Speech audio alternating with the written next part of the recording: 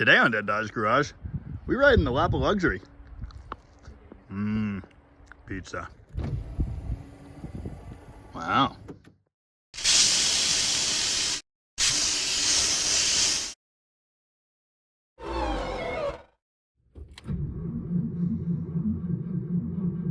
Come on, you. Okay, maybe we close the choke by hand. Look, a Hemi. It won't start though, because 6-volt. Well, this actually could be related to, I guess. I'm a magician. The fuel gauge is kind of possessed. I feel like I'm commanding this thing, not so much driving it. Well, there's some gas in there, so it could be worse. All right, it's got a clean fuel filter bowl and a choke now, so maybe it'll start. Slightly better. Okay, that's not ideal. Okay, I like that a little better. Oh, hell yeah. It's perfect. Like it never happened.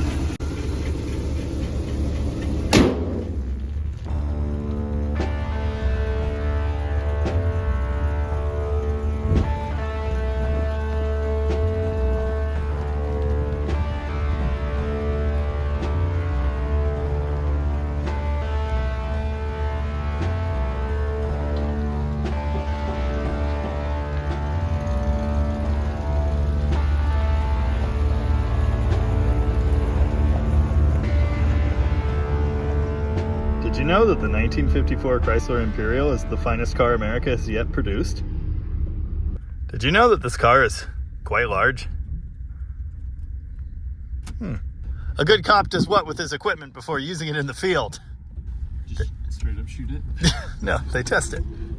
Oh yeah, it makes that noise. Did you know that Chrysler pioneered that power steering system? I did. You misspoke, aren't you? Right now? Yes. Well, you are behind the wheel. Don't mind us, just driving a limo around the yard. Travis had a wet bar. I know. For bump pump. Oh well. Literally for bump pump. Right. Who supposedly rode around in this one? Various movie stars. MGM Studios. Right. Found my cigar lighter back here. Don't land. Yeah, this one walls just as much as the other car. Yeah, it's not great. This car is the size of a semi-truck though.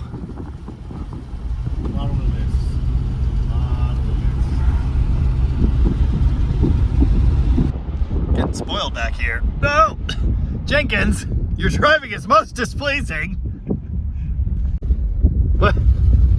Nothing happens. You floor the throttle but nothing happens. Yeah, that seems right. I'm trying to die. It's not that kind of car. It's not that kind of Hemi. It's the other kind. Pushed a lot of weight. Very much so. I should go with that. Ooh, look, a floating house. I think I mentioned I actually used to do that professionally. Did you really? Well, it's still running, so that's good. Is it still running? Yeah. Okay. Probably doesn't have secondaries. It probably doesn't. Well, the brakes work quite well, actually, so. Dove right there. Yeah, don't need to worry about that. Here, hold on. Oh! Thank you. I mean, they stopped. I warned you. I didn't know that's Don't what say you I meant. warned you. Oh well. I'm trying to burn out. Nah, it's not gonna happen. Well, see, that's what I thought you were going for. Well, I could try. For the record, this was not my idea.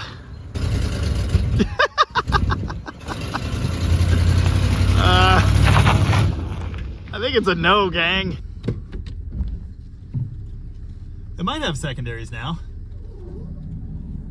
Maybe. The tires seem to rub, which is not ideal. This is a 1954 Chrysler Imperial limousine.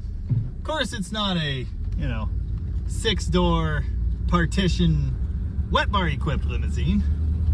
It's just a long wheelbase car with lots of space for backseat passengers and their legs. It's equipped with a 331 cubic inch Hemi, which, as you can see, isn't really doing much right now. I mean, my foot is in the floor, so that's interesting. Hey, the neighbor's got his 72 Charger out. exactly a powerhouse in its current configuration. I wonder if the secondary blocker fell down again. It's just like flopping around, and sometimes it's in the way and sometimes it isn't. The gas gauge in this car is kind of going nuts. Now the temperature gauge is moving now. All right, full stop. Let's see what the 331 delivers. Not much. That's definitely a tuning and adjustment problem. This car's been sitting for ages. Uh-oh. Oh, darn.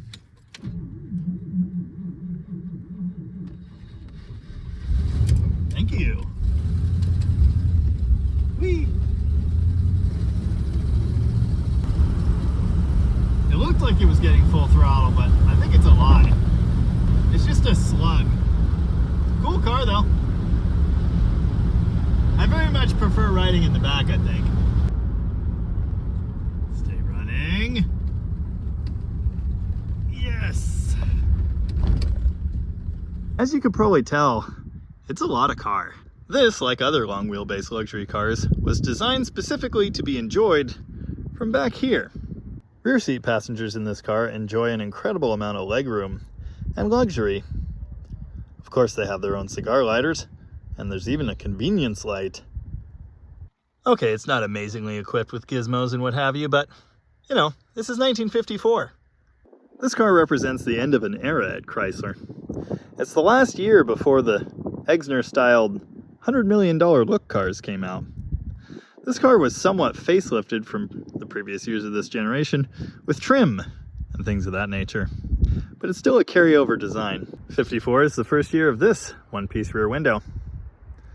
And they added that piece of trim. I'm sure there are other small differences.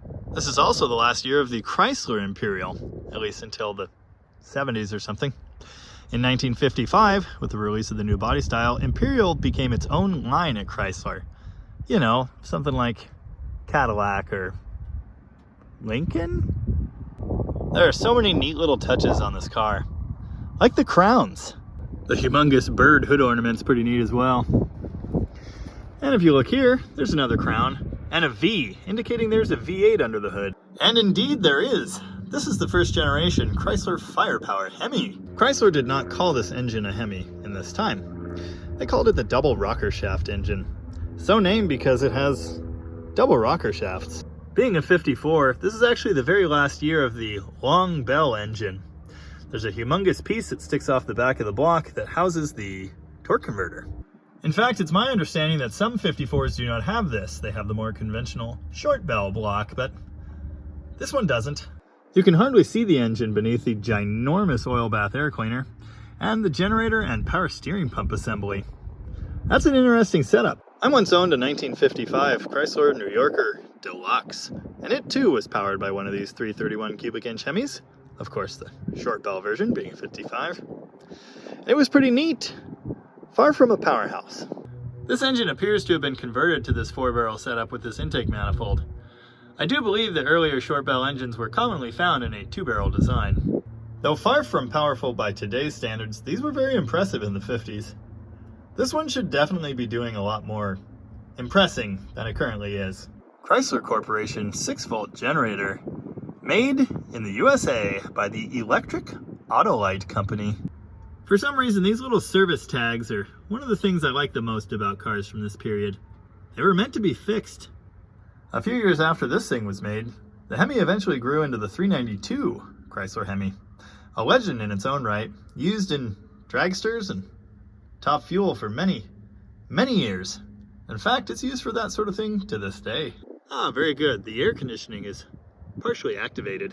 According to the seller, this car originally belonged to MGM Studios and was employed moving movie stars around. Looking at this car today, it sort of just looks like an old car. But this was something special. Something expensive. Admire the factory blue tinted glass. Admire the lines. Admire that the rear seat passengers get pull handles for their doors, while the front seat passengers do not. Of course, comfort in one of these vehicles is only for the passengers in the back. The drivers are usually meant to suffer. This is a pretty cool place to be. If I owned a car like this, it would probably be my office, but I'd definitely have to hire someone like Dalton to drive me around in it. You should buy an Imperial because Donald Douglas drives one. Oh, so does the governor of the state of Mississippi. Being in this car, it's pretty easy to see why more and more leading Americans are selecting the Imperial by Chrysler in preference to all other fine motor cars. I'm a little jealous I didn't get a chance to buy this one, but it's actually on its way to California, along with a couple other classic vehicles from the same estate. If you're into luxury, comfort, style, going extremely slowly, and being unable to park in a parking lot at a grocery store, look no further than the 1954 Chrysler Imperial. Something sad often happens to these sorts of cars. They get ripped apart for the Hemi, because that's all people seem to care about. I'm not a fan of that. Nothing quite gives me the warm and fuzzies like seeing a car like this surviving, still running, still going down the road. Anyway, I hope you enjoyed this quick look at the 1954 Chrysler Imperial. I certainly did. Great. Yet another thing I need to own someday.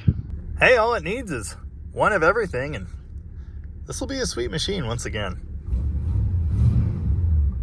You know, all I ever wanted was one that was long and black.